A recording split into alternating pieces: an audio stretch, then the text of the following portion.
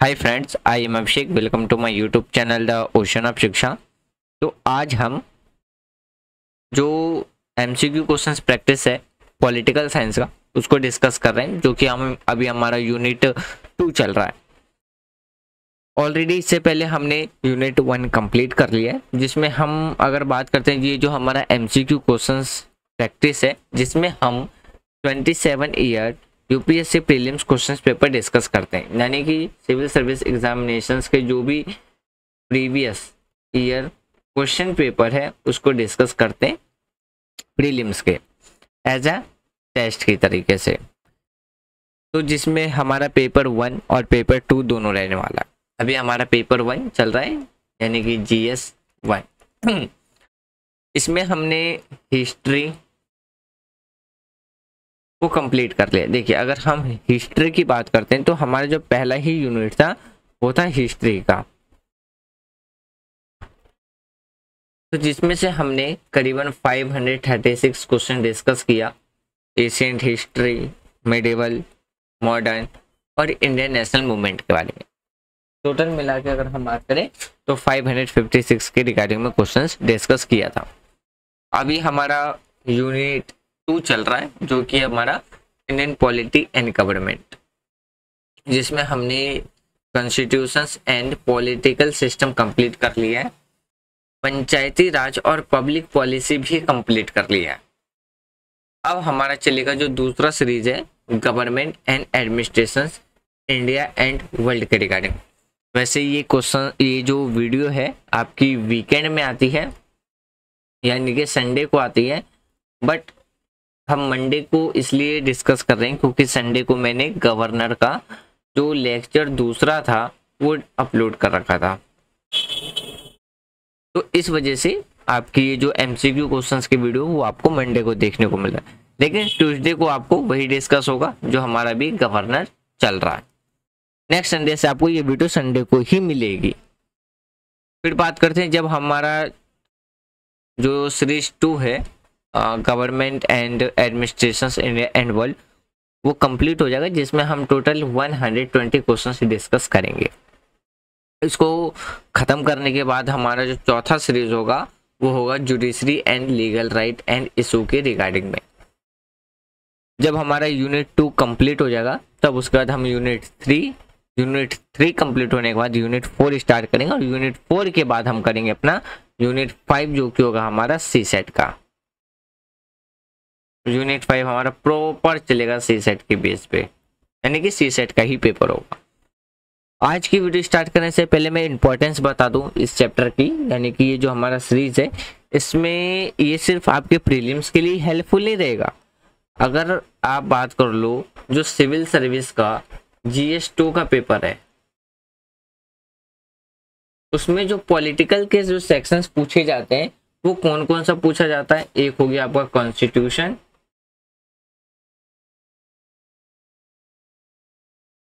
दूसरा हो गया आपका पॉलिटी, तीसरा हो गया आपके पास सोशल जस्टिस,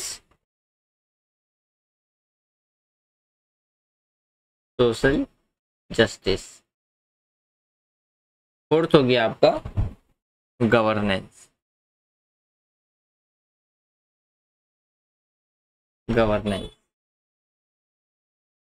सॉरी गवर्नेंस की स्पेलिंग आप ठीक लिख लो, गवर्नेंस। उसके बाद हो गया आपके पास international relation,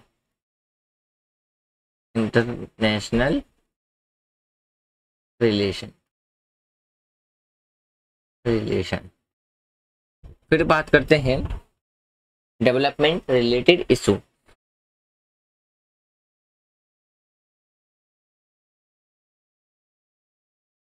development related issues. ये सारी चीजें आपसे जो मेंस का पेपर है जीएस 2 में पूछा जाता है। अब यहाँ से आप कॉमन देख लीजिए, जैसे कि कॉन्स्टिट्यूशंस पॉलिटी की बात करते तो वो आपको यहाँ देखने को मिल जाएगा, जिसके क्वेश्चन ऑलरेडी हमने डिस्कस कर लिया है। फिर बात करो तो सोशल जस्टिस के बारे में, तो यहाँ पे आपको देखने को मिल जाएगा पब्लिक पॉलिसी में भी, और जुडिशरी या लीगल राइट इशूज में भी देखने को मिल जाएगा।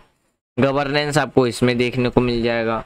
तो यानी कि ये समझिए कि जो हमारी ये एमसीक्यू क्वेश्चंस वीडियो है, इसमें बेशक हम एमसीक्यू क्वेश्चंस प्रैक्टिस करते हैं, बट ये कहीं ना कहीं क्या है, आपको मेंस के लिए भी क्या है, एक छोट यानी कि मिनिमम कह सकते हो कि ये 50% आपको क्या कर देगा, रेडी कर देगा फॉर मेंस के लिए। जिससे कि आपको एक आइडिया भी पता चलता रहेगा कि आपको मेंस को, प्रीलिम्स और मेंस को एक साथ में लेकर के कैसे चलना है। अब जैसे कि जो हमारा डिस्कशन है, तो इससे आप आइडेंटिफाई कर पाओगे कि जो प्रीलिम्स में है जो और मेंस में आपको क्या क्या कॉमन देखने को मिला, और जो कॉमन है यदि आप उस पर ज़्यादा फोकस करते हो तो आप कम टाइम पे भी क्या कर पाओगे, अपना सिलेबस एक प्रॉपर वे में इतना तो कंप्लीट कर लोगे कि आप कंफर्ट जोन में आ सको।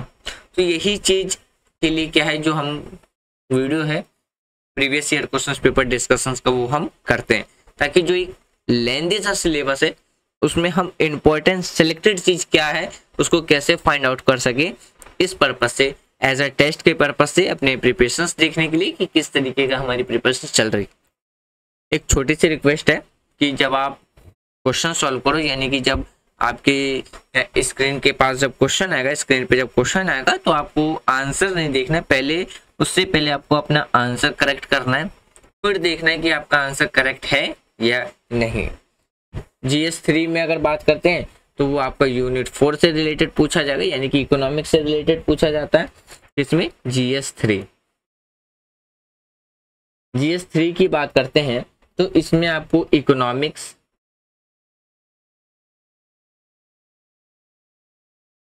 Agriculture and food, agriculture and food, फिर बात करते हो तो इसमें पूछा जाएगा आपसे इन्वायरमेंट,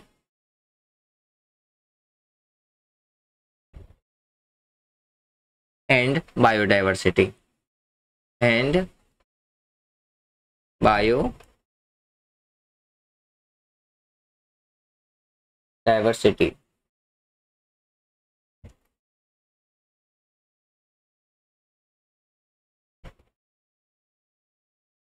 बायोडाइवर्सिटी, फिर आपसे पूछा जाएगा science and technology, science and technology, disaster management,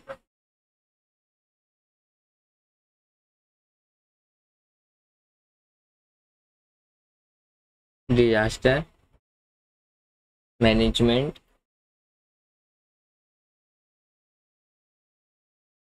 और क्या पूछा जाएगा आपसे, इंटरनल सिक्योरिटी, इंटरनल सिक्योरिटी, ये आपसे GS3 में पूछा जाता है। तो आप यहाँ से भी कॉमन निकाल सकते हो। ये रहा आपका जैसे कि एग्रीकल्चर इन नेशनल इकोनॉमिक हो गया, अगर हम यहाँ पे आपका इकोनॉमिक भी आ जाएगा, एग्रीकल्चर भी आ जाएगा, यहाँ पे आप इंडियन इकोनॉमिक देख सकते हो। तो इस तरीके से आप क्या है, कॉमन चीजें आइडेंटिफाई कर सकते हो। अब देखिए जो हमारा यूनिट 1 है, ये कैसे मेंस के रिगार्डिंग में इंपॉर्टेंस बन जाता है। जो हमारा GS1 का पेपर है, तो इसमें आपसे art and culture, art and culture, दूसरा आपसे पूछा जाएगा Indian history, Indian history, Indian history के बाद आपसे पूछा जाएगा वर्ल्ड हिस्ट्री, वर्ल्ड हिस्ट्री, फिर आपसे पूछा जाएगा वर्ल्ड हिस्ट्री के बाद इंडियन सोसाइटी, इंडियन सोसाइटी, फिर आपसे इंडियन ज्योग्राफी, इंडियन ज्योग्राफी, फिर आपसे पूछा जाएगा world geography, world geography and human geography. Human geography, ये सारी चीजें आपसे पूछी जाएगी जीएस 1 में। तो देखिए हमारा जो यूनिट 3 है वो भी आपका देखिए यहाँ पे एग्रीकल्चर हो गया, geography of India, world political geography, physical geography और आपका हिस्ट्री तो हमारा ऑलरेडी कंप्लीट हो चुका है। तो इस तरीके से आप इसको अगर mains of point of view से भी अगर देखोगे ना तो काफ़ी ज़्यादा इम्पोर्टेंट रहेगा। तो इसलिए हम ये वीडियो डिस्कस करते हैं। तो चलिए स्टार्ट करते हैं हम अपना आज का डिस्कशन, जो कि हमारा politica series 2 government and administration India और वर्ल्ड का। तो देखिए आज का जो पहला क्वेश्चन है इसमें पूछा गया है किसके रिगार्डिंग में, हमारी कंट्री में जो इलेक्शन है उसके रिगार्डिंग में। देखिए क्वेश्चन ये कह रहा है कि हमारी कंट्री में जो चुनाव प्रोसेस है शुरू होने के संबंध में, यानी कि जब हमारी कंट्री में इलेक्शंस प्रोसेस स्टार्ट होता है तो उसके रिगार्डिंग में हमारे पास 4 स्टेटमेंट है ऑप्शंस के फॉर्म में। अब आपको बताना है कि इनमें से कौन सा स्टेट मतलब कि जो स्टेटमेंट के फॉर्म में ऑप्शंस दिए गए हैं कौन सा करेक्ट है, और ये सवाल पूछा गया था 1995 में। ऑप्शन ए है कि जो रिकमेंडेशंस है इलेक्शंस के लिए, यानी कि चुनाव की जो सिफारिश है सरकार के द्वारा की जाती है, और चुनाव की जो अधिसूची है नोटिफिकेशंस, अगर हम बात करते हैं लिस्ट के बारे में, सॉरी जो नोटिफिकेशन है वो चुनाव की वो किसके द्वारा दिया जाता है, इलेक्शंस कमीशंस के द्वारा दिया जाता है। ये हमारा पहला स्टेटमेंट कह रहा है, यानी कि पहला ऑप्शन कह रहा है। दूसरा जो ऑप्शन है ऑप्शन बी, उसमें ये कहा गया है कि जो चुनाव जो रिकमेंडेशंस है इलेक्शंस का वो इलेक्शंस कमीशंस के द्वारा ही दिया जाता है, और नोटिफिकेशंस भी इलेक्शंस के रिगार्डिंग में, जो नोटिफिकेशन है इलेक्शंस के रिगार्डिंग में वो होम मिनिस्ट्री के द्वारा इशू किया जाता है सेंट्रल पे, और जो होम यहाँ पे फ्रेंड होम हो जाएगा home department of the state. Option C कहता है कि इलेक्शंस की जो सिफारिश है चुनाव आयोग यानी कि इलेक्शंस कमीशंस के द्वारा ही दी जाती है, और चुनाव की जो नोटिफिकेशन है वो प्रेसिडेंट के द्वारा और दी जाती है सेंट्रल लेवल पे, और स्टेट लेवल पे आपको गवर्नर के द्वारा देखने को मिलेगा। ये स्टेटमेंट सी है, यानी कि ऑप्शन सी। ऑप्शन डी है कि जो इलेक्शंस है इलेक्शंस की जो रिकमेंडेशन है चुनाव के लिए जो सिफारिश है इसके संबंध में जो नोटिफिकेशन है जारी करना दोनों चुनाव आयोग का यानी कि दोनों ही इलेक्शंस कमीशंस के द्वारा किए जाते हैं। अब आपको बताना है कि इन चारों ऑप्शन में से कौन सा जो ऑप्शन है वो करेक्ट है। अब देखिए ये क्वेश्चन निकल के आ रहा है, सीधी सी बात है, इसमें जो आपको क्वेश्चन निकल के आ रहा है 2 टॉपिक से निकल करके आ रहा है। पहला टॉपिक है आपका इलेक्शन कमीशन, इलेक्शन कमीशन, और दूसरा टॉपिक है आपके पास इलेक्शन ऑफ इंडिया।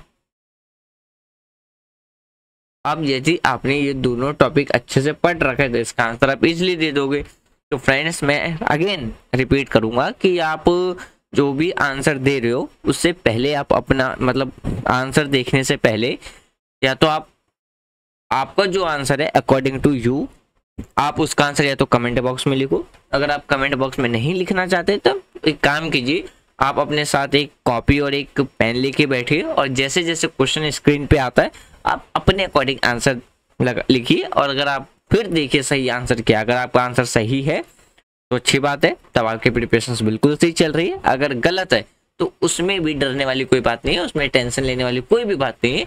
एक तरीके से क्या होगा, आपकी प्रैक्टिस हो जाएगी, आपको ये पता चल जाएगा कि आपको किस जगह पे फोकस करना है, कहाँ पे रिवीजन की जरूरत है। तो एक तरीके से गाइडेंस का भी काम करेगा आपको ये वीडियो। तो इसका जो राइट आंसर है वो आपको मिलेगा ऑप्शन सी। अब देखिए ऑप्शन सी क्या कहता है कि जो इलेक्शंस के रिगार्डिंग में जो रिकमेंडेशंस है वो इलेक्शंस कमीशंस के द्वारा दिया जाता है, और नोटिफिकेशन है जो इलेक्शंस के लिए है वो प्रेसिडेंट के द्वारा और स्टेट पे गवर्नर के द्वारा दिया जाता है। अब अगर हम एक्सप्लेनेशंस की बात करते हैं तो जो इलेक्शंस कमीशन है हमारे देश के अंदर वो क्या है, एक ऑटोनॉमस कॉन्स्टिट्यूशनल अथॉरिटी है जिसकी रिस्पॉन्सिबिलिटी जो रिस्पॉन्सिबल की बात करते हैं, जो रिस्पॉन्सिबिलिटी है वो क्या है स्टेट, और जो यूनियन है यानी कि सेंट्रल और स्टेट लेवल पे जो इलेक्शंस है, इलेक्शंस के रिगार्डिंग में उनको काम देखने को मिलेगा, यानी कि जो इलेक्शंस प्रोसेस है उसके रिगार्डिंग में देखने को मिलेगा। अब देखिए, अगर हम इस टॉपिक की बात करें तो इस टॉपिक के लिए आप एम लक्ष्मीकांत की बुक अच्छे से पढ़ सकते हो। तो यानी कि कह सकते हो ये सीधा एम लक्ष्मीकांत की बुक से भी पूछा गया एक सवाल है। अगर बात करते हैं इलेक्शंस कमीशन के बारे में, तो ये एक एडमिनिस्ट्रेटर्स बॉडी है जिसका काम है Lok Sabha, Rajya Sabha, state legislative assembly, हमारे देश के अंदर जो इलेक्शंस है उसको कंडक्ट कराना। फिर बात करते हैं प्रेसिडेंट, वाइस प्रेसिडेंट जो कंट्री के अंदर होते हैं तो उसके इलेक्शंस को भी कंडक्ट कराना। आप इन शॉर्ट ये समझिए कि हमारी कंट्री में जो इलेक्शंस होता है तो किसके द्वारा कंडक्ट कराया जाता है, इलेक्शंस कमीशन के द्वारा ही कंडक्ट कराया जाता है, चाहे वो सेंट्रल लेवल का हो या स्टेट लेवल का हो। स्टेट लेवल का जो इलेक्शंस कमीशन है वो सिर्फ और सिर्फ लोकल लेवल का ही इलेक्शंस कंडक्ट कराता है, ना कि सेंट्रल लेवल का। बस एक इतना सा याद रखिएगा कि स्टेट लेवल का जो इलेक्शंस कमीशन है मात्र लोकल लेवल का जो इलेक्शन होता है वो वही कंडक्ट कराता है। बाकी जितने भी इलेक्शन है, प्रेसिडेंट का इलेक्शन हो गया, वाइस प्रेसिडेंट का इलेक्शन हो गया, Lok Sabha election, state legislative elections, Rajya Sabha election, वो सब किसके द्वारा, तो सेंट्रल का जो स्टेट इलेक्शन सेंट्रल का जो इलेक्शंस कमीशन है वो कंडक्ट कराता है। फिर उसी के द्वारा क्या है, इलेक्शंस के रिगार्डिंग में रिकमेंडेशंस दिया जाता है इलेक्शंस कमीशन के द्वारा। और ये नोटिफाई इलेक्शन से पहले कौन नोटिफाई करता है, तो प्रेसिडेंट, और स्टेट पे गवर्नर के द्वारा नोटिफाई किया जाता है। तो इसलिए हमारा जिसका जो राइट आंसर मिलेगा आपको मिलेगा option C is correct answer. Next question देखते हैं। अगला जो क्वेश्चन है वो आपसे 1995 से पूछा गया था। इसके रिगार्डिंग में अब आपको बताना है कि ये जो हमारे पास 4 ऑप्शन है ये भी आपका इलेक्शंस कमीशन से ही निकल के आता है, इलेक्शंस के रिगार्डिंग में है। तो अब आपको मतलब ये इलेक्शंस के रिगार्डिंग में है, तो यहाँ पे जो आपको टॉपिक रीड करना है वो इलेक्शंस ऑफ द इंडिया पे रीड करना है। देखिए क्वेश्चन ये कह रहा है कि जो हमारे पास 4 ऑप्शन है, तो right to vote in the elections to both the Lok Sabha and Rajya Sabha, मतलब कि लोकसभा और राज्यसभा दोनों के चुनाव में वोट देने का अधिकार है। अब ऑप्शन देख बताना है। ऑप्शन ए है elected member of the lower house of parliament, Rajya Sabha जो लोकसभा है, लोअर हाउस का मतलब है यहाँ पे लोकसभा, लोकसभा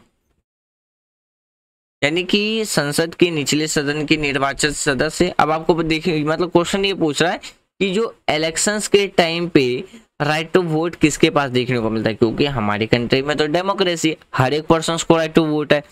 जब हम बात करते हैं डायरेक्ट एमएलए चुनने के बारे में, तो पब्लिक डायरेक्ट वोट देके चुना भेजती है। अब आपको यहाँ पे बताना है कि लोकसभा और राज्यसभा में जो इलेक्शंस है दोनों के अंदर, तो वो राइट टू वोट देने का अधिकार किसके पास देखने को मिलता है। ऑप्शन ए है elected member of lower house of the parliament. Option B है elected member of upper house of the parliament. Upper house का मतलब है यहाँ पे सीधा सीधी राज्यसभा। ऑप्शन सी है elected member of the upper house of state legislature, ये आपका स्टेट लेवल की बात कर रहा है।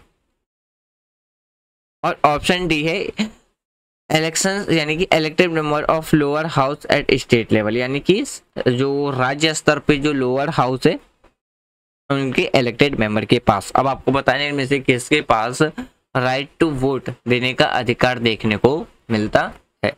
तो इसका जो राइट आंसर मिलेगा वो मिलेगा आपको ऑप्शन डी, यानी कि elected member of the lower house of the state. तो इसका जो राइट आंसर है वो है ऑप्शन डी।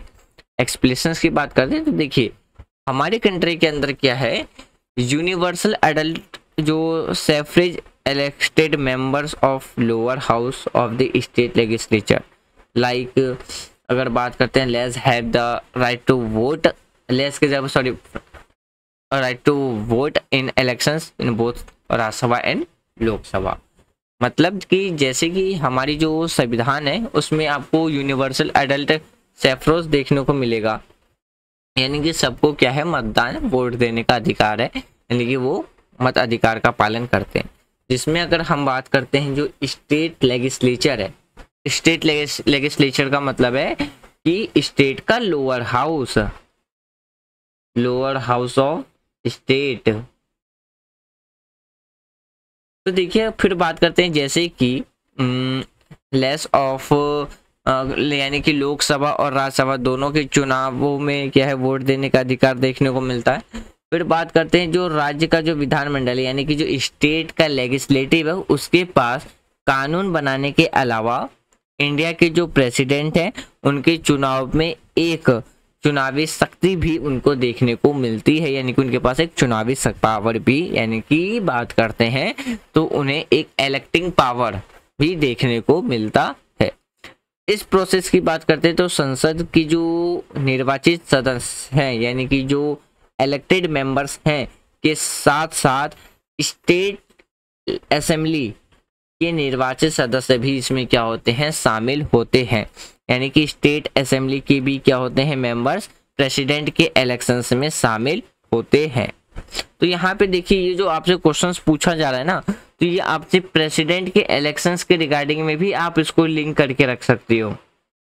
अब देखो कैसे, क्योंकि अगर हम प्रेसिडेंट के इलेक्शंस की बात करते हैं तो इसमें मेनली क्या है सेंट्रल लेवल पे इलेक्टेड मेंबर और स्टेट लेवल पे जो इलेक्टेड मेंबर है वो क्या करते हैं इसमें पार्टिसिपेट करते हैं, नॉमिनेट पर्सन्स पार्टिसिपेट नहीं करते हैं, ये याद रखना। नेक्स्ट क्वेश्चन देखते हैं। अगला जो क्वेश्चन है ये भी 1995 में ही पूछा गया था। इसमें आपको बताना है कि इनमें से ऐसा कौन सा स्टेट है जहां पे आपको लेजिस्लेटिव जो काउंसिल है वो आपको देखने को नहीं मिलता है, ये बताना है आपको। अब देखिए अगर हम लेजिस्लेटिव काउंसिल की बात करें जैसे कि आपको सेंट्रल लेवल पे आपको दो हाउसेस देखने को मिलता है, एक है लोकसभा दूसरा है राज्यसभा। उसी तरीके से स्टेट लेवल पे भी दो हाउसेस देखने को मिलेगा जिसे हम कहते हैं लेजिस्लेटिव काउंसिल और दूसरा देखने को मिलेगा लेजिस्लेटिव असेंबली। तो जिसे हम इसे राज्य का स्टेट का अपर हाउस यानी कि राज्यसभा कहते हैं और इसे स्टेट का लोअर हाउस यानी कि लोकसभा कहते हैं। अब आपको बताना है कि इनमें से ऐसा कौन सा स्टेट है जिसके पास आपको लेजिस्लेटिव काउंसिल देखने को नहीं मिलेगा। ऑप्शन ए है महाराष्ट्र, ऑप्शन बी है बिहार, ऑप्शन सी है कर्नाटका और ऑप्शन डी है मध्य प्रदेश। तो इसका जो राइट आंसर मिलेगा वो मिलेगा आपको ऑप्शन डी यानी कि मध्य प्रदेश। अब देखिए ये जो क्वेश्चन है काफी छोटे लेवल पे पूछा, काफी इजी क्वेश्चन पूछा गया है। आप 6th क्लास में पढ़ सकते हो, 7th में पढ़ सकते हो, 8th में भी पढ़ा होगा। जनरल वे का एक सवाल हो गया कि आपको बताने कि ऐसे टोटल कितने स्टेट है जिसमें हमें लेजिस्लेटिव जो काउंसिल है वो देखने को नहीं मिलता। तो नॉर्मल सा हो जाएगा आपका मध्य प्रदेश। देखिए आज के टाइम पे अगर हम बात करते हैं तो सिर्फ 5 स्टेट ऐसे हैं जहाँ पे आपको बाइकैमरिकल लेजिस्लेचर देखने को मिलता है। बाइकैमरिकल लेजिस्लेचर का मतलब है जहाँ पे आपको लेजिस्लेटिव असेंबली और लेजिस्लेटिव काउंसिल यानी कि स्टेट का राज्यसभा और स्टेट का लोकसभा दोनों देखने को मिलेगा। तो वो 5 स्टेट कौन कौन से, एक है आपका यूपी, दूसरा है बिहार, तीसरा है महाराष्ट्र, चौथा है कर्नाटका और पांचवा है जम्मू कश्मीर, जो कि आज के टाइम पे क्या है यूनियन टेरिटरी है। यानी कि 2023 में बात करें तो जम्मू कश्मीर क्या है एक यूनियन टेरिटरी है। नेक्स्ट देखते हैं। तो अगला जो क्वेश्चन है ये भी पूछा गया था 1995 में। अब इसमें से बताना है कि इनमें से कौन सा ऐसा स्टेट है जिसके द्वारा लोका, अगर हम बात करते हैं लोकायुक्ता एक्ट पास किया गया था, यानी कि चीफ बात करते हैं पास किया गया था, मतलब कि इनमें से वह कौन सा राज्य है जहां पे लोकायुक्त अधिनियम के दायरे में मुख्यमंत्री भी क्या है शामिल है, मतलब यहाँ पे मुख्यमंत्री भी शामिल है। अब आपको इन 4 ऑप्शन में से बताना है। ऑप्शन है West Bengal and Kerala, option B है Gujarat and Maharashtra, option C है मध्य प्रदेश एंड उड़ीसा और ऑप्शन डी है राजस्थान एंड कर्नाटका। तो इसका जो राइट आंसर आपको देखने को मिलेगा वो मिलेगा ऑप्शन बी यानी कि मध्य प्रदेश एंड उड़ीसा। अगर बात करते हैं इसका जो राइट आंसर मिलेगा आपको ऑप्शन बी, यानी कि गुजरात एंड महाराष्ट्र। गुजरात एंड महाराष्ट्र की बात करते हैं तो जो चीफ मिनिस्टर है वो किसके अंडर आते हैं? लोक आयुक्ता एक्ट के अंदर आते हैं। तो यहाँ से आपको मैं एक होमवर्क दूंगा, तो होमवर्क आपके लिए ये है, आपको लोक आयुक्ता के बारे में जा करके पढ़ना है, तो आपका एक टॉपिक भी साथ साथ में कंप्लीट हो जाएगा। नेक्स्ट देखते हैं, अगला जो क्वेश्चन है वो भी 1995 में पूछा गया था।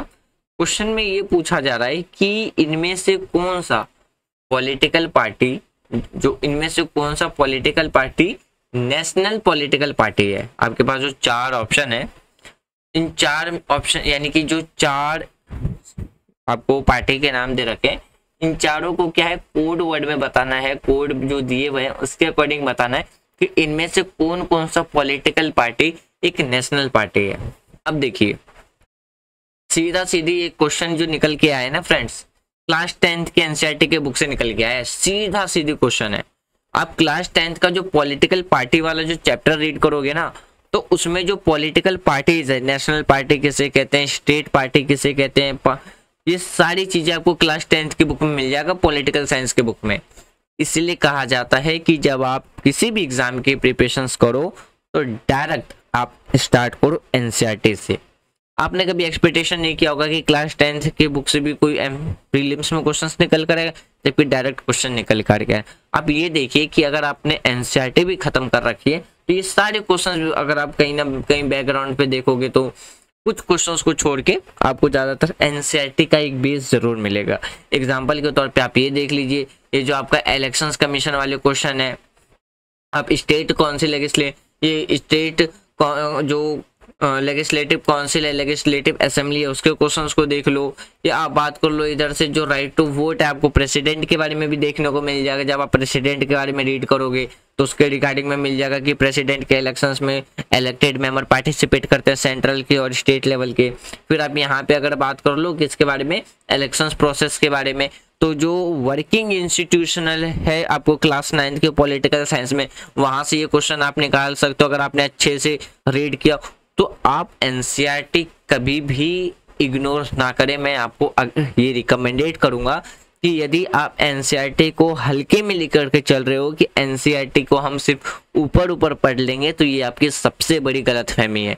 यहाँ पे मैं आपको एग्जांपल के साथ दिखा रहा हूँ कि जो questions already civil service examinations में पूछे गए एनसीईआरटी बेसिस पे, तो आप देख ही सकते हो कि जब आप क्लास 9th की पॉलिटिकल साइंस की बुक पढ़ोगे कि जो कि है आपका वर्किंग इंस्टीट्यूशनल, वहां से ये आपका इलेक्शंस प्रोसेस निकल करके आ जाएगा अगर आप थोड़ी सी भी डीप एनालाइज कर लो उसको। फिर बात करते हैं राइट टू वोट, आपको देखने को मिल जाएगा। फिर आप बात कर लो यहाँ पे लेजिस्लेटिव काउंसिल, जो कि एक 6th-7th क्लास की बुक में भी आपको देखने को मिल जाएगा, जो एक नॉर्मली पॉलिटिकल साइंस के बुक के मैप से क्वेश्चन निकल करके आ जाते हैं।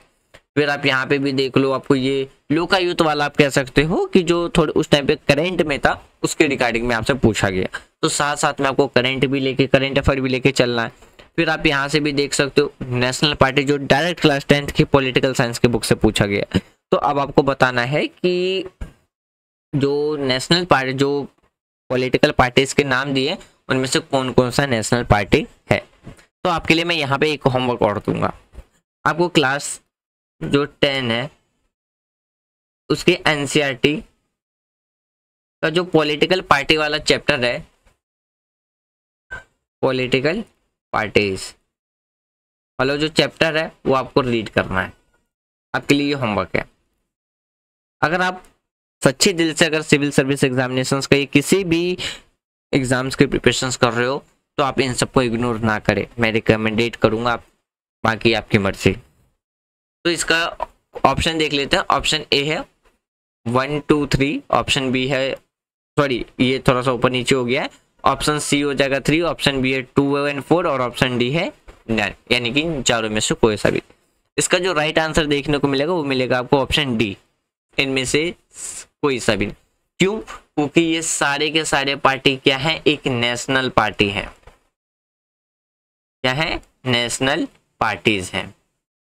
और मैं इसका एक्सप्लेनेशन नहीं दूंगा क्योंकि ये मैंने आपको होमवर्क में दे रखा है, आपको जाकर के पढ़ना है कि नेशनल पार्टी किसे कहते हैं और जो स्टेट पार्टी है वो किसे कहते हैं, लोकल पार्टी किसे कहते हैं। ये आप सारा आपका ये डाउट क्लियर हो जाएगा, क्लास 10th का आप एनसीईआरटी पढ़ लीजिएगा जाकर के। अगला जो क्वेश्चन है, अब आपको हाँ ये वाला क्वेश्चन कह सकते हो कि थोड़ा सा स्टैंडर्ड लेवल पे पूछा है, एक स्टैंडर्ड बुक के अंदर से पूछा है कि दिनेश जो गोस्वामी कमेटी है वो इनमें से किस यानी कि किससे संबंधित है। ऑप्शन है डिसेंट्रलाइजेशन ऑफ बैंक। देखिए डिसेंट्रलाइजेशन का मतलब होता है एक तरीके से राष्ट्रीयकरण करना, कि जब बैंकों का राष्ट्रीयकरण किया गया, ऑप्शन ए। ऑप्शन बी है इलेक्टोरल रिफॉर्म्स यानी कि चुनाव सुधार। ऑप्शन सी है स्टेप टू पुट डाउन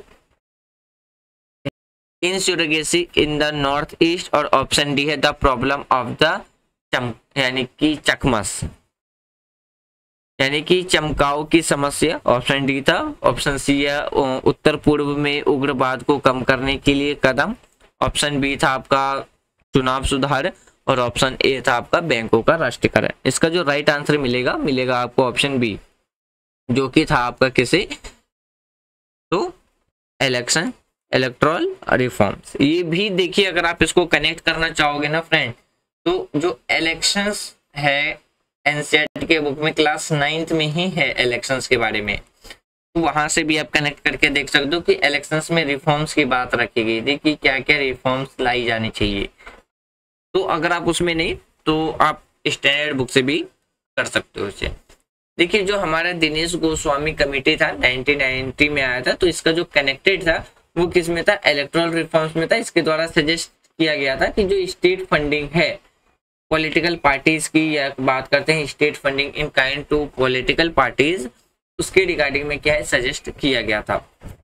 मतलब कि राजनीतिक दलों को वस्तु के रूप में राज्य वित्त पोषण प्रदान करने का सुझाव इनके द्वारा दिया गया था। इसमें यह भी रिकमेंडेशंस दिया गया था, सजेशन दिया गया था कि जितने भी जो कैंडिडेट्स हैं वो 2 से अधिक निर्वाचन क्षेत्र से चुनाव लड़ने की अनुमति नहीं होनी चाहिए।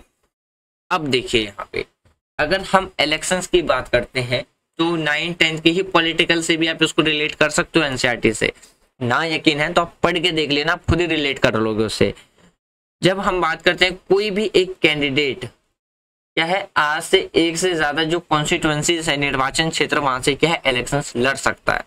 ये भी हमने इलेक्शंस कमीशन क्लास 9th का आप इलेक्शंस कमीशन वाला चैप्टर पढ़ लेना एनसीईआरटी की बुक से, तो वहां पे ये सारी चीजें आपको मिल जाएगी। बेशक कमेटी का नाम ना दिया हो, लेकिन ये सारी चीजें आप इजिली पढ़ पाओगे कि एक जो कैंडिडेट है वो कितने कॉन्स्टिट्यूएंसी से इलेक्शंस लड़ सकता है, कितने कॉन्स्टिट्यूएंसी इलेक्शंस नहीं लड़ सकता है, क्या प्रोसेस है इलेक्शंस कमीशंस के, मतलब क्या रोल है इलेक्शंस कमीशंस का, क्या प्रोसेस होता है इलेक्शंस का, ये सारी चीजें।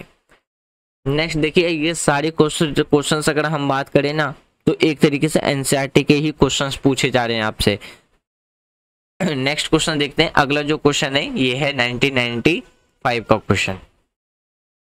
इसमें अगर बात करते हैं कि यदि किसी भी राज्य का जो विधानसभा के लिए जो चुनाव होता है, स्टेट लेजिस्लेटिव का जो इलेक्शंस होता है और कैंडिडेट डिक्लेयर किया जाता है, यानी कि जो निर्वाचित घोषित किया गया उम्मीदवार अपनी जमानत खो देता है, तो इसका मतलब क्या है अब आपको बताना है।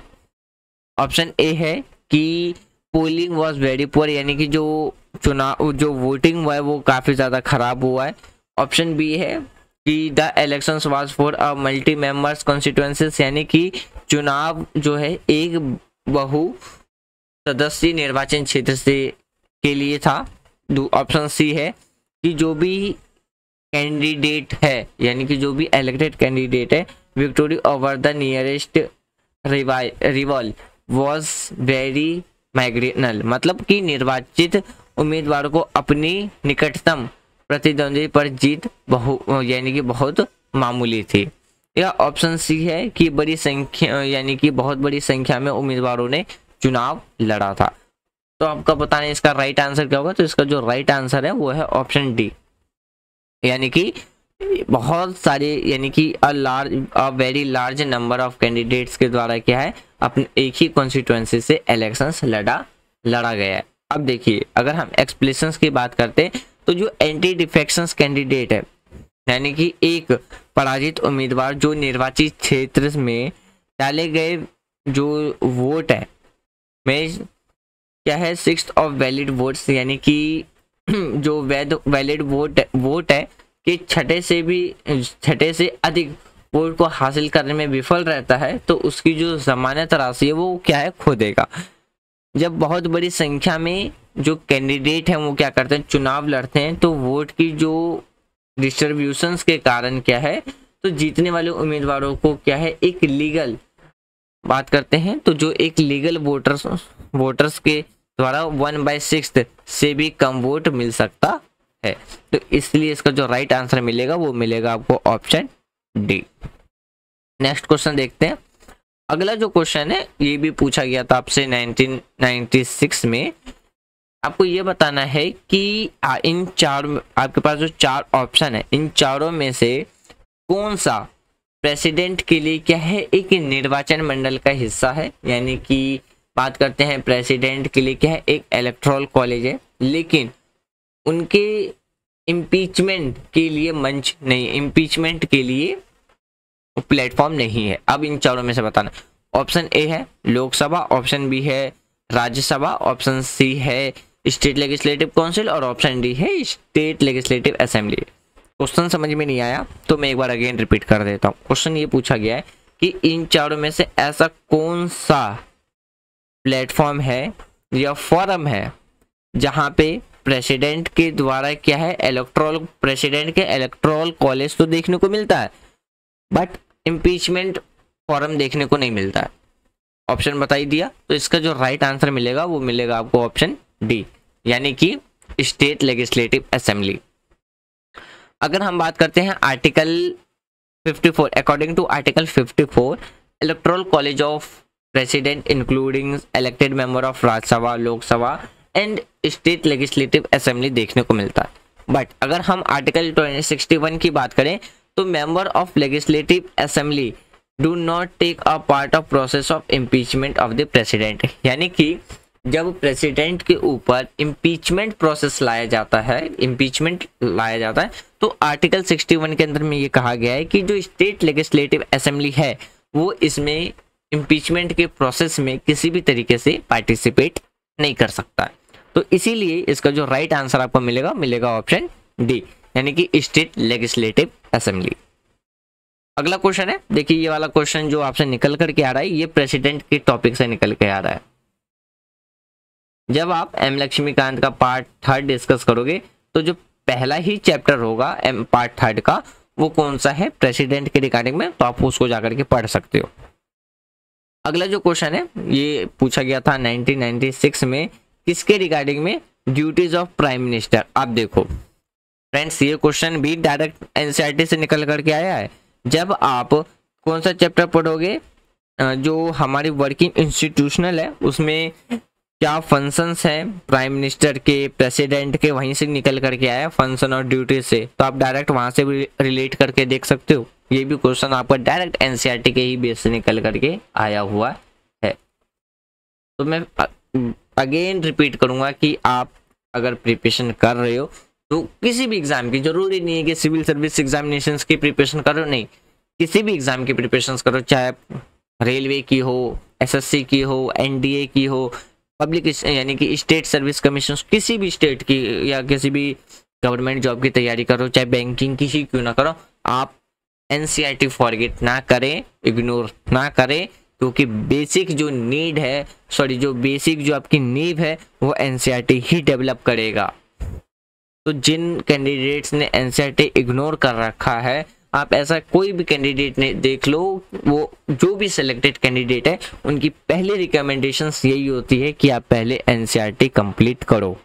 अब देखिए इसकी अगर हम ऑप्शंस की बात करते हैं तो ऑप्शन ए है कि केवल पार्लियामेंट की किसी भी मेंबर्स के या हम बात करते हैं किसी भी जो हाउसेस है यानी कि सदन के सदस्यों में से अपना मंत्री चुनने के लिए क्या है वो स्वतंत्र है। ये बात करें ड्यूटीज ऑफ प्राइम मिनिस्टर के रिगार्डिंग में। दूसरा है यानी कि ऑप्शन बी है भारत की जो प्रेसिडेंट है, प्रेसिडेंट से एडवाइस लेकर के अपना मंत्रिमंडल उनके द्वारा चुना जाता है। ऑप्शन सी है अपने मंत्रिमंडल में मंत्री के रूप में काम करने वाले जितने भी जो व्यक्ति हैं कि जो व्यक्तियों की पसंद के पूर्ण विवेक रखता है, यानी कि अपनी बात करते हैं जो रिस्ट्रिक्शन है चॉइस ऑफ पर्सन, उसमें क्या करते हैं वो अपने नॉलेज का, अपने विवेक का यूज करते हैं। विवेक मतलब यहाँ पे बुद्धि का यूज करते हैं। भारत के राष्ट्रपति में निहित विवेकधीन शक्तियों के कारण क्या उनकी कैबिनेट सहयोगियों की पसंद में केवल सीमित शक्तियां ही देखने को मिलता है। अब आपको पता नहीं इन चारों में से कौन सा करेक्ट है। इसका जो राइट आंसर देखने को मिलेगा ना वो आपको मिलेगा ऑप्शन सी इस करेक्ट आंसर। ऑप्शन सी क्या है आपका कि अपने जो भी बात करते हैं अपने मंत्रिमंडल में मंत्री के रूप में काम करने वाले व्यक्तियों की पसंद से पूर्व वो क्या करते हैं अपने नॉलेज का, अपने विवेक का यूज करते हैं, अपने माइंड का यूज करते हैं, एक तरीके से ये कह सकते हो। तो अब देखिए अगर बात करते हैं प्राइम मिनिस्टर के पास क्या है अपने मिनिस्टर को चुनने का पूर्ण, यानी कि चुनने से पहले क्या विवेक का इस्तेमाल करना होगा। विवेक का इस्तेमाल करते हैं, ना कि आवश्यक रूप से संसद के दोनों सदनों से, बल्कि वह किसी भी अन्य व्यक्ति को चुन सकते हैं। उस व्यक्ति का जो कार्यकाल है, कार्यकाल में प्रवेश की जो तारीख है वो 6 महीने के भीतर किसी भी सदन का सदस्य बनना होगा। तो इसलिए जो इसका जो राइट आंसर है आपको मिलेगा option C is correct answer. अगला क्वेश्चन देखते हैं। अगला जो क्वेश्चन है इसमें आपसे पूछा है कि जो आपके पास 4 वर्ड दिया गया है, जिसमें पूछा गया आपसे कि नीचे जो वर्ड्स दिए गए हैं राजनीति के विरुद्ध के 4 रुपए में से ऐसा कौन सा व्यक्ति के नाम से लिया गया है जिससे यानी कि जिसने इसे पहली बार राजनीतिक हथियार के रूप में भी इस्तेमाल किया था। ये क्वेश्चन आपसे पूछा गया है 1996 में। ऑप्शन ए है बॉयकॉट, जिसे हम बहिष्कार कहते हैं। ऑप्शन सी है घेराव, यानी कि घेराव आपका खुद एक हिंदी वर्ड है। उसके बाद आता है ऑप्शन सी बंद, और ऑप्शन डी है हड़ताल। तो इसका जो राइट आंसर मिलेगा वो मिलेगा आपको ऑप्शन ए, यानी कि बॉयकॉट, जिसे हम हिंदी में कहते हैं बहिष्कार। अब देखिए कैप्टन चार्ल्स कनिंघम के द्वारा क्या है बॉयकॉट एक ब्रिटिश यानी कि भूमि एजेंट से, जिनके 1880 में एग्रीकल्चर जो किराएदार यानी कि जो लैंडर्स वो रेंटर जो ब्रिटिश यानी कि कृषि में जितने भी जो किराएदारों के जो अधिकार के लिए क्या है अभियान के हिस्से के रूप में क्या है आयरलैंड में अस्थायी समुदाय द्वारा क्या है बहिष्कार शब्द का यूज किया गया था, जिसका मतलब होता है बॉयकॉट। बहिष्कार का मतलब होता है बॉयकॉट, यानी कि किसी भी चीज को क्या कर देना, छोड़ देना। तो इसलिए जो इसका राइट आंसर होगा वो होगा ऑप्शन ए, यानी कि बॉयकॉट।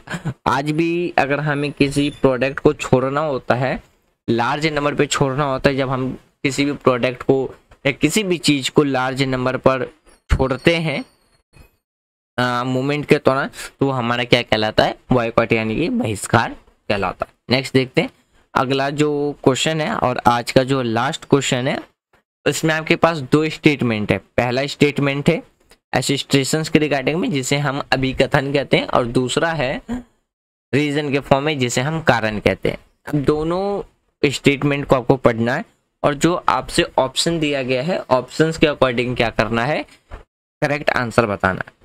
अब देखिए ऑप्शन ए क्या कहता है, the word minority is not defined in the constitution of India, यानी कि हमारे कॉन्स्टिट्यूशन के अंदर जो माइनॉरिटी वर्ड है उसको प्रॉपरली किसी भी तरीके से डिफाइन नहीं किया गया। रीजन इसका ये बता रहा है कि जो माइनॉरिटीज कमीशन है उसके द्वारा क्या है, जो माइनॉरिटीज कमीशन है क्योंकि वो एक कॉन्स्टिट्यूशनल बॉडी नहीं है। अब इन दोनों में से बताना है कि करेक्ट आंसर कौन सा है। ऑप्शन ए है both A and R true, और R is the correct explanation of A. मतलब क्या है, जो एसिस्ट्रेशंस में जो स्टेटमेंट दिया गया वो भी सही है, और जो रीजन में जो वर्ड दिया गया वो भी सही है। और आगे ये कह रहा है कि जो एसिस्ट्रेशंस का जो रीजन है भी वो सही है, जो रीजन एसिस्ट्रेशंस का यानी कि जो अभिकथन का जो कारण बताया जा रहा है वो सही है। ऑप्शन बी कहता है कि ए और आर दोनों सही है, but R not a true explanation of A, यानी कि ए और आर दोनों सही है और आर जो है वो एसिस्टेशंस की सही एक्सप्लेनेशन नहीं करता है। ऑप्शन सी है ए सही है आर गलत है, और ऑप्शन डी है ए गलत है आर सही है। अब आपको बताना है कि इसका राइट आंसर क्या होगा। तो इसका जो राइट आंसर होगा वो होगा ऑप्शन बी। ऑप्शन बी इसलिए क्योंकि हमारा एसिस्टेशन भी सही है और रीजन भी सही है, बट एक्सप्लेनेशन नहीं कर रहा है वो उसका। मतलब आर जो है यानी कि जो रीजन है वो एसिस्टेशन की सही एक्सप्लेनेशन नहीं कर रहा है।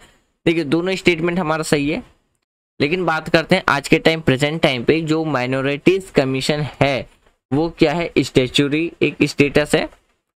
कब, तो 103rd कॉन्स्टिट्यूशन अमेंडमेंट बिल के द्वारा क्या है, इन्हें गारंटीड एक कॉन्स्टिट्यूशनल स्टेटस प्रोवाइड कराया गया था। किसके लिए, माइनॉरिटीज कमीशन के लिए। लेकिन अगर बात करते हैं ये जो बिल है पास नहीं हो पाया था किसमें, पार्लियामेंट के अंदर में। तो इसीलिए हमारा दोनों ही स्टेटमेंट करेक्ट है, बट जो रीजन है वो करेक्ट एक्सप्लेन नहीं कर रहा है किसका, तो हमारे जो एसिस्टेशन है उसका। अब देखिए ये जो क्वेश्चन है ये आपका, आप इसको करंट अफेयर से भी रिगार्डिंग में जोड़ सकते हो और माइनॉरिटीज के रिगार्डिंग में भी इसको जोड़ सकते हो। करंट अफेयर के रिगार्डिंग में क्यों, क्योंकि अभी तक हमारे कॉन्स्टिट्यूशन में ओनली 105 बार ही क्या है कॉन्स्टिट्यूशन अमेंडमेंट हो चुका है, और ये किसकी बात कर रहा है, 103 कॉन्स्टिट्यूशन अमेंडमेंट की बात कर रहा है। मतलब हाल ही फिलहाल में काम हुआ ये, तो इसलिए आपका करंट अफेयर का भी न्यूज़ बन रहा है और एक पॉलिटिकल साइंस का भी न्यूज़ बन रहा है। तो फ्रेंड्स यही था हमारा आज का डिस्कशन। आज की वीडियो कंप्लीट करने से पहले एक छोटी सी इन्फॉर्मेशन मैं दे दूं। सबसे पहला ये कि ये वीडियो आपको शाम 5 बजे मिलेगा और रात के 8:30 बजे आपको 9 तारीख का जो 9 अक्टूबर का जो करंट अफेयर की वीडियो है वो शाम 8:30 बजे मिल जाए। हाँ 8:30 बजे। मेन कारण क्या है कि अभी न्यूज़ आई नहीं है प्रिंट होकर के, मतलब मेरे पास अभी न्यूज़ आई नहीं क्योंकि आज संडे है, तो इसलिए जो न्यूज़ है वो मंडे को थोड़ा डिले आएगा। तो जिसकी वजह से आपको जो मंडे की जो करंट अफेयर की वीडियो है वो आपको शाम 8:30 बजे देखने को मिलेगा। और एक छोटी सी और इन्फॉर्मेशन मैं आपको दे दूं कि क्लास 6 से लेकर के क्लास 12 की जो पॉलिटिकल साइंस की बुक है, पॉलिटिकल साइंस की जो बुक है वो आपकी कंप्लीट हो चुकी है एनसीईआरटी। और अभी आपने देखा कि एनसीईआरटी कितना ज़्यादा इम्पोर्टेंट है एग्जाम्स के लिए, वो कंप्लीट हो चुकी है। सारे वीडियो अपलोडेड है, आप प्लेलिस्ट में जाकर के देख सकते हैं। आपको लिंक भी मिल जाएगा डिस्क्रिप्शन में, तो आपको ज़्यादा मेहनत करने की ज़रूरत नहीं है, आप लिंक से ही डायरेक्ट एक्सेस कर पाओगे प्लेलिस्ट को। एम लक्ष्मीकांत की वीडियो साथ साथ में आपकी पैरेलल चल ही रही है। अब एम लक्ष्मी के साथ साथ हम इकोनॉमिक्स की वीडियो स्टार्ट करेंगे। अभी हमारा चैप्टर 30 चल रहा है जो कि है गवर्नर का। कल नहीं मतलब परसों ट्यूसडे को हम लेक्चर 3 डिस्कस करेंगे, और जब हमारा 30 चैप्टर कंप्लीट हो जाएगा गवर्नर, तब हम इकोनॉमिक्स का यानी कि क्लास 9th की जो first chapter the story of Palampur उसको स्टार्ट करेंगे। मैंने ये किस पैटर्न में चलता ऑलरेडी बता दिया। इसकी जो हिस्ट्री है, हिस्ट्री भी हमने कंप्लीट कर लिया है प्रीवियस ईयर क्वेश्चंस पेपर के, वो भी आप प्लेलिस्ट में जाकर के देख सकते हो। फ्रेंड्स मैं उम्मीद करता हूं कि आज जो हमने वीडियो डिस्कस किया, जो क्वेश्चन हमने डिस्कस किया, वो आपके लिए एक गाइडेंस का काम करेगा, एक डायरेक्शंस दिखाने का काम करेगा कि किस डायरेक्शंस में आपको जाकर के प्रिपरेशंस करना है। वीडियो के रिगार्डिंग में आपको कोई भी सजेशंस देना है तो कमेंट बॉक्स ओपन है, आप कमेंट बॉक्स में दे सकते हो। मैं वीडियो की टाइमिंग चेंज करने के बारे में सोच रहा था, जैसे कि जो हमारी एम लक्ष्मीकांत की वीडियो है वो हम शाम 5 बजे कर देते हैं, या हम उसको 4 बजे 5 बजे कर देते, 4-5 बजे कर देते हैं, और जो करंट अफेयर की वीडियो वो शाम 8:30 बजे या 8 बजे कर देते हैं। इसके रिगार्डिंग में आपकी क्या ओपिनियन है आप कमेंट बॉक्स में बता सकते हैं। थैंक्स फॉर वॉचिंग फ्रेंड्स, और चैनल को लाइक करना, शेयर करना एंड सब्सक्राइब करना ना भूलें। Take care, bye bye.